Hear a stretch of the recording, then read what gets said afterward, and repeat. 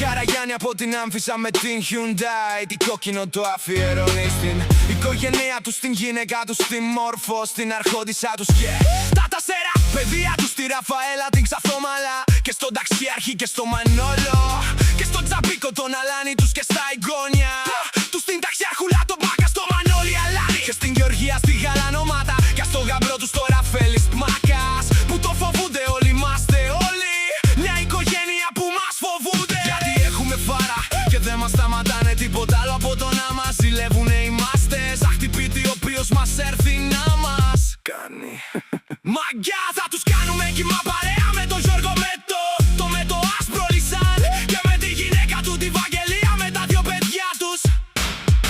Τη Τσαμπικούλα, στο Τσαμπικούλι γαλάζικα πιστόλια από τον άσπρο πύργο που κάνουνε αγώνες και φασάρις που πέφτουν σφαίρες όλοι κάνουνε μάγκες εμείς. Όμως δεν δαγκώνουμε, είμαστε φαραδιόλοι. Μιλάνε πίσω από τις πλάτης μας. Έρχεται ο Γιώργος με Nissan, με τον άσπρο, με τη μουσική που